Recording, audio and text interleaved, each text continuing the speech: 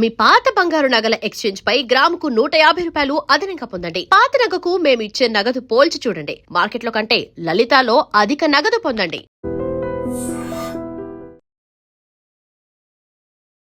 Psycho చచ్చాడు. Yes, మీరు విన్నది నిజమే.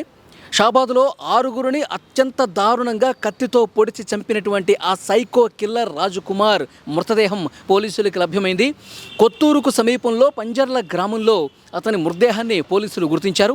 పూర్తిగా వ్యవసాయ పంట పొలాల్లో అతడి మృతదేహం కనిపించింది.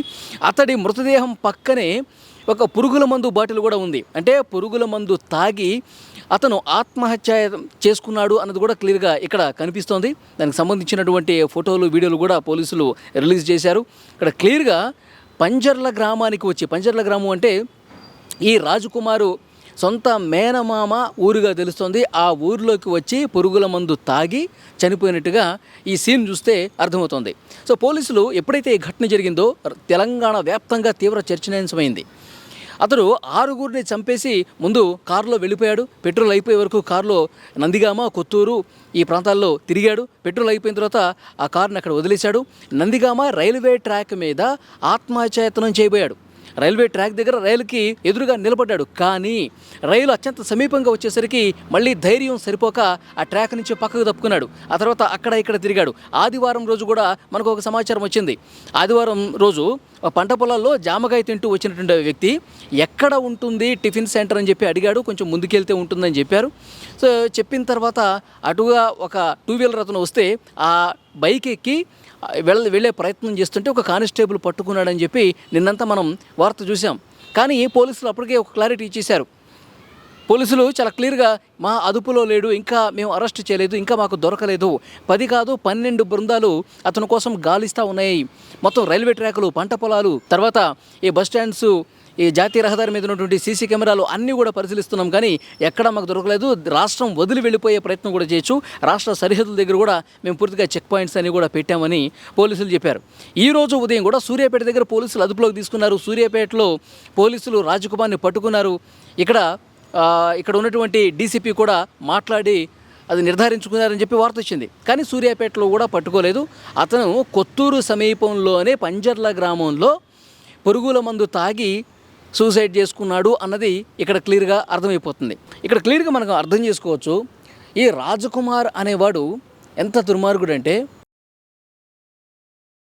ఊరికనే పెడతారా, ఆ మైనర్ బాలికని లైంగికంగా వేధింపులకు గురి చేస్తున్నాడని ఆ బాలిక కుటుంబ సభ్యులు కేసు పెట్టారు.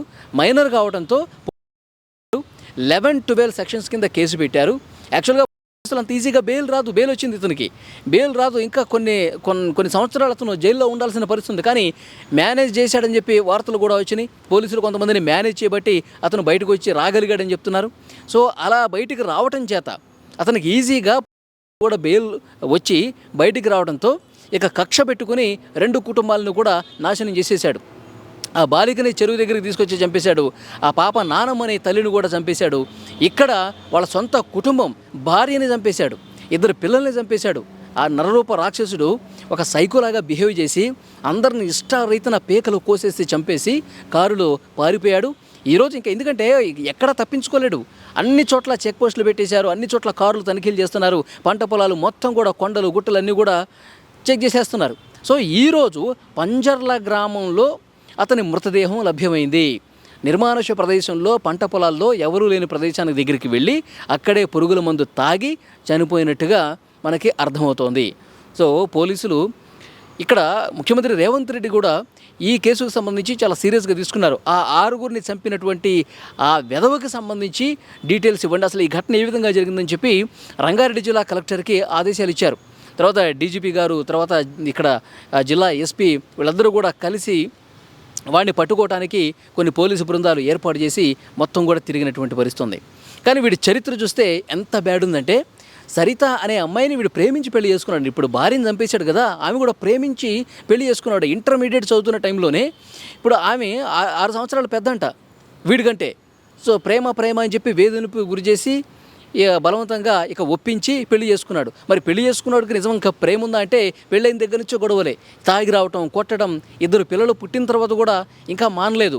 ఇక్కడ కుటుంబాన్ని సరిగా చూసుకోకపోగా మైనర్ బాలికను కూడా వెంటపడి వేధించి లైంగిక దాడి చేస్తే వాళ్ళు కేసు పెట్టారు. సో ఇదంతా మైండ్లో పెట్టుకుని ఇదంతా నన్ను జైలుకు పంపిస్తారా, ఈమెమో భార్య కూడా వీడిక మారడు, వీడు ఒక సైకోలాగా తయారైపోయాడు, నన్ను నా పిల్లల్ని చూసుకోవటం లేదు, మాకు సరిగ్గా తిండి కూడా పెట్టట్లేదు, వీడు ఉండి కూడా వేస్టే, ఇది సరిపోక అప్పులు చేస్తూ ఉన్నాడు, అదీగాక మైనర్ బాలికల వెంట తిరుగుతూ ఉన్నాడు, ప్రేమ ప్రేమ అంటూ, వీడు అసలు మనిషేనా, నాకు అసలు వీడు వద్దు, నేను ఇతనితో విడాకులు ఇచ్చేస్తానని చెప్పి తన ఆడపడుచుతో ఫోన్లో మాట్లాడింది. నేను విడాకులు ఇచ్చేస్తా, వీడితో నేను బతకలేను అని చెప్పి. విడాకుల విషయం వీడితో కూడా ప్రస్తావించేసరికి ఇది కూడా మైండ్లో పెట్టుకున్నాడు. ఏంటి నాకు విడాకులు ఇచ్చేస్తావా, నన్ను వదిలించుకుంటావా, నేనే నిన్ను వదిలించుకుంటానే. యూట్యూబర్ వైష్ణవిని మొగుడు చంపేసి జైలుకి వెళ్ళాడు కదా, ఏం చేశారు వాడిని ఏమన్నా చంపారా, వాడికి ఏమన్నా జైల్లోనే ఉన్నాడు కదా హ్యాపీగా 3 పూట్ల తినుకుంటూ వాడు జైల్లో ఉన్నాడు, ఏం చేశారు, వాడికి ఏమైనా చావు వచ్చిందా, వాడికైనా ఉరేసారా, లేదుగా. అట్లాగే నేను కూడా నిన్ను చంపినా, నేను ఎవరిని చంపినా సరే నాకేమీ కాదు, అలా జైలుకి వెళ్ళి ఇలా వచ్చేస్తా, ఇప్పుడు లోపలికి వెళ్ళిపోయి మళ్ళీ ఈజీగా బయటకు వచ్చేసాను కదా, నాకు మేనేజ్ చేయడం తెలుసు, నేను ఈజీగా బెయిల్ మీద బయటకు వచ్చేస్తాను, నేను ఎంతమందినైనా జబ్బుకుంటా అని భార్య సరితతో అంతకుముందే అన్నాడంట. సో వీడు ఒక పక్కా ప్లాన్తో ఉన్నాడు. జైలుకి పంపించారు కాబట్టి ఆ ఫ్యామిలీని, ఇంట్లో గొడవ చేస్తుంది కాబట్టి సొంత భార్య పిల్లల్ని, నిజంగా భార్య సంగతి పక్కన పెట్టండి, చిన్నపిల్లలండి, 2 చిన్నపిల్లల్ని చంపాడంటే, 4 సంవత్సరాలు 2 సంవత్సరాలు ఉన్న ఈ పసిపిల్లల్ని చంపాడంటే వాడు అసలు నిజంగా మనిషా అండి.